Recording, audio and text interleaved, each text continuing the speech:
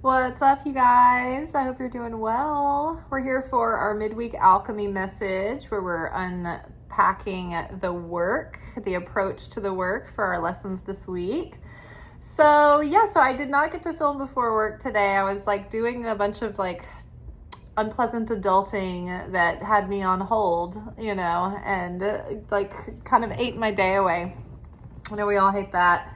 So I'm here now after work. I feel a little wilted, a little tired, a little like I never got a chance to put on hair and makeup today and had to go to work like this. But nevertheless, we showed up. We did. All right, so let's get into the reading. So from the Wild Unknown Alchemy deck, we've got Sulfur, followed by the Despicable Face, followed by the Benevolent Guide, and underneath Sulfur we have 8 of Swords. Underneath Despicable Face we have 6 of Cups. 6 of Cups has been harassing us through the whole Mercury retrograde, guys. Makes sense, doesn't it? And underneath the Benevolent Guide, we have 7 of Pentacles. Very appropriate for our reading that basically kind of takes us out of this retrograde. So Mercury goes direct tomorrow. And that tomorrow's Thursday from when I'm filming this. And then today, Wednesday, is the 9th of Av, the end of the 3 difficult weeks or the 3 negative weeks. And the finale of the 9 days of Av. And so this is the 9th of Leo when the temple was destructed. So this reading makes a lot of sense. I'm going to let you guys listen to the audio really fast, and then we'll come back and we'll talk more about the cards in depth. As we come to the completion of the 3 negative weeks and Mercury's retrograde through Cancer, we're encouraged to sit with the seeds that have been planted in our awareness. These weeks have raised the kinds of stink that make it hard to fight the instinct to recoil and turn away. We have exercised strength in maintaining presence and effort through this period of initiation and testing. And now our consciousness has truly shifted. We will be working with these revelations over the next few months, and a lot of change and transformation can potentially occur as a result of our dedication, commitment, and endurance. What has kept us trapped in loops of illusions and deception is being revealed. Karma is coming to collect. We see the shame. We have disarmed and disabled the weapon of shame and have freed ourselves from its vibrational cage. We are healing. New consciousness is pollinating beautiful, tender fulfillments on their way. Life is going to be getting juicy. Okay, so Sulfur and 8 of Swords. Sulfur is the kind of smell, if you've ever worked with sulfur in person, it burns your nostrils. It's overpowering. It causes you to take a step back or turn away. In photography in the darkroom, sulfur is used in the stop bath to put the print in. Once you've exposed the paper to the light, when you shine the light through the negative and you expose your image onto the paper, you put it into the developer and you leave it in the developer for 2 minutes. And then once the image is fully developed and all your blacks come through solid, then the process of bringing out the silver halides has to be stopped. So you have to put that in your stop bath, which is this very sulfury chemical. And when you spend time in a dark room and you're a photography student, all your memories at the lab have a sulfuric smell that is like triggered because you can smell the chemicals, and the strongest one in the lab was the sulfur, right? So sulfur is overpowering and it takes you back. But sulfur is a very useful substance, and it actually is used for healing. Like there's those sulfur springs that people want to soak in, right? So this period of the last 3 weeks, the 3 negative weeks that have been during this Cancer retrograde, Mercury retrograde in Cancer, they have really been the kind of weeks where you're like, oh, I don't want to deal with this. I want to like kind of run away. But it's been like these 3 weeks have thrown it in our face like sulfur, like it's unavoidable. You're like, whoa, I can't avoid seeing what is holding me back, what is keeping me stuck. What is it that is washing this illusion over me that I can't make change, that I'm stuck in my circumstances? What is making me feel too small or incapable, right? Why am I so I've got like tunnel vision and I can only see what's right in front of my face. I have no vision and no perspective or no like vantage point of the bigger picture, because I'm so suction cupped in that all I can see is my immediate circumstances, and it's painting this illusion that we're stuck, we're held back. And so these 3 weeks have really been bringing out of our unconscious awareness into our conscious awareness what the main things are in our life at this point that are still keeping us stuck, holding us back. And we've been going far back into early childhood, 6 of Cups, early childhood conditioning, early family dynamics that were imprinted, early relationships with money that our parents put on us, early relationships to our sexuality that created lifelong shame and repression. All of these things, despicable face here, right? That were conditioned and put in our subconscious and our unconscious that have played out in our adulthood and created like mounting issues and mounting problems. And it's just made the layers of the callus thicker, right?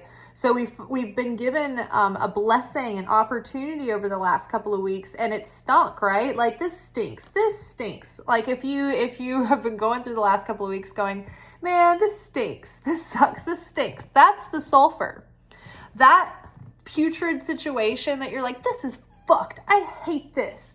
Why am I stuck in this situation? This stinks. These circumstances stink. The stink is what's keeping you in the cage, right? And the fact that we don't get out of the cage, the stink is like, it's like showing us what the cage is. So it gets our attention. Right? It's not necessarily that the stink is the cage. It's like the stink kind of is the cage, but we didn't notice the cage until it got overwhelming, until the sulfur showed us, hey, you're in this cage. You don't have to be. You're sick of it. You don't want to be trapped in a cage surrounded by sulfur. There's no way to escape the unpleasantness, right? The only way to get away from this is to get out of the cage and get away from what stinks, right? So it's not to say that we are avoidant or running from our problems, but there's something in our life that we haven't been able to confront or address or deal with or repair because it's been hiding out of our awareness, or we've avoided it.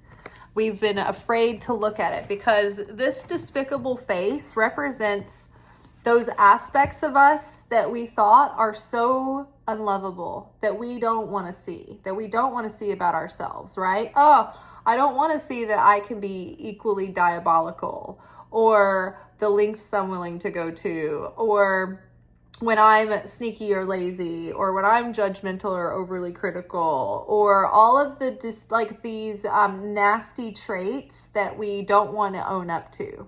Whilst at the same time, there could be perfectly good traits that we are also hiding in our shadow because we were shamed for it when we were younger, right? I know that like my this one adult that was in charge over me as part of my rearing meant well, but they would say things like, no man is ever going to want to marry you if you're loud or you dress like this or whatever. They only like this and that. They only like this and this and this. And so I had people literally saying this to me, trying to push me into that mold of cookie cutter, good, clean girl, nice, sweet, shut the fuck up, be a good helper, you're gonna be a good housewife. It's basically all the roles to just help the one that's more important in the house, right? But shrink your personality, shrink your style, shrink all these things about you, because no one's gonna ever marry you if you're like this, right? So then we carry this shame and these impressions and these beliefs. And even though intellectually we might disagree, I never bought into any of those beliefs. And yet I am unmarried. And, I have had struggles all of my life feeling like there were parts of me that were unlovable. And that is totally where that comes from. But in my intellectual mind, it's like I can't make the connection because I never intellectually accepted that as truth. But you know what? My little childhood self took that into the subconscious and was like, well, I don't want that. But I also took into my consciousness that I love who I am and I don't want to change. And so if it means that I have to change who I am, then maybe I don't want to be married. Right? And so then you build these inner conflicting desires because you're like, well, I want this, but I don't want it to cost me my entire identity, right? I don't want to have to betray and abandon myself just to fit this mold so I can get picked to be somebody I'm not, right?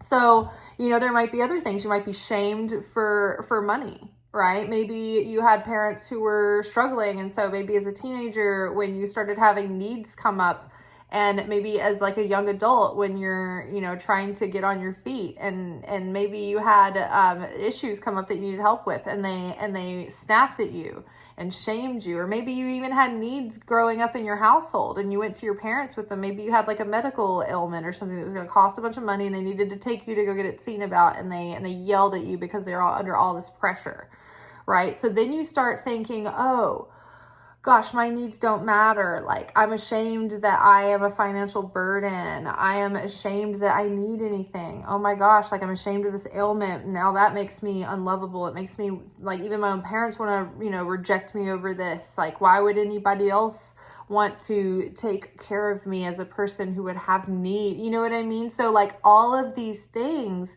build this layer of grime and you're just shoving these, what your subconscious is deeming as these despicable faces, like down where nobody can see them. You're hiding them away. So this is very similar to the shadow aspect.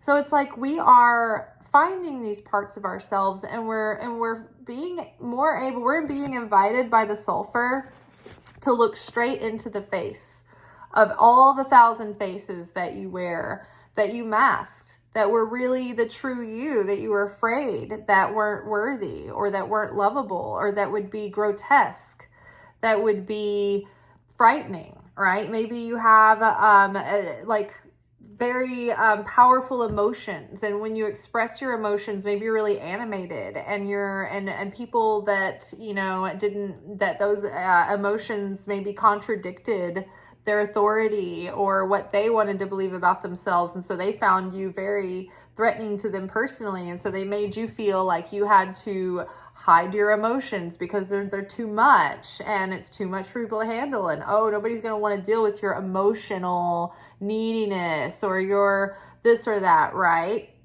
So over this retrograde, all of this stuff has been coming into our awareness because of the triggering moments that we've been going through. And I know for myself personally, I was having aggravating events come up over the last 3 weeks, and then, pressure put on me in certain areas of my life that were like highlighting issues. But then it was not until over the last couple of days that I've had this surge of waves of emotion coming out, all different emotions, but it's almost been like physically exhausting. Like it's really worn me out. So I just don't feel alone if that's what you've been kind of going through. If you feel like you've been run through the ringer, I literally look like I've been run through like the washing machine. I look like I've been pulled out of the lint trap. I'm just like, I'm so tired. I've been just like drained of like all of this emotion, all this like stuff. So yeah, so I think that we are definitely coming to the other side of it. And I think that even if especially if we spent time staring right into this despicable, ugly face and not recoiling, not looking away, right? We show up and we're looking at it. And because the thing is, if you want to turn away from something and it's too much for you to face, then it becomes this big monster that you're afraid of. But it's like when you start to look at the thing that you don't want to deal with and you want to avoid, and you get right up close and personal with it, then you build this threshold where it's not so scary and it doesn't have such an overwhelming effect over you, and you can handle it, right? And you see the benefits of it, and you can see that you can use this as a tool to help you, right? The sulfur, think about it, used as the stop bath. It prevents the situation from developing further than it needs to, right? It gets that attention and it stops the process in its tracks, so you can get the right picture that you want, the right image, the right perspective, right? So then we have the benevolent guide and the 7 of Pentacles. So it's like during this 3 weeks, I think that we have processed a lot of emotions. We've discovered a lot of things that have been hiding in the subconscious, and we've dismantled those beliefs so that we can create new positive patterns. And so on the other side of that, we've been growing, I think, gaining a lot more clarity, and then feeling like these inklings of our higher guides, our higher guidance, like kind of like gently urging us in these new directions, or kind of like gently like putting things before us, like, hey, this might be a possibility or an opportunity or a direction to consider. And so these themes, now that we're out of the woods of like the intensity of the actual retrograde, it's not that we've just closed the book and they're all dealt with and cleaned up and finished with a nice tidy bow. I think that these are seeds that are being planted, that we are then going to work with these lessons over the next few months. I think the initial unpleasantness is over with. And now that we know what we're working with, and now that we have some kind of like hints and clues for the direction that we might want to be going, we're going to start growing those ideas and implementing what we have learned. And we're going to continue to build habits around dismantling the old programming and then creating new habits. And I think that we have to trust this positive guidance that we're getting to go in these maybe in some new directions, or take on more than we thought and we were going to. Maybe it's time to juggle a couple of things and try some things out. But I think it's about having patience, because these things will yield fruit. What I think is so interesting about the combination of these images is that you do not bear fruit without pollinators. Your plants can grow and they can be lush and they can bloom and then do nothing. You're like, where's the fruit? I've had the squash's vines all summer making these big leafy plants, these big beautiful yellow flowers, and I'm waiting for my zucchini and I'm waiting for my squash, and like nothing has come of it. Right? And it's because we need more bees. We need more things pollinating. We need more butterflies, more pollinators. And I have like attracted over the years more and more pollinating insects. And I've seen like more bees and more honeybees now. For a while, we weren't seeing honeybees at all anywhere, hardly. Now we're seeing honeybees. So it's a process. But the bees, the guidance that we're getting, it might be like...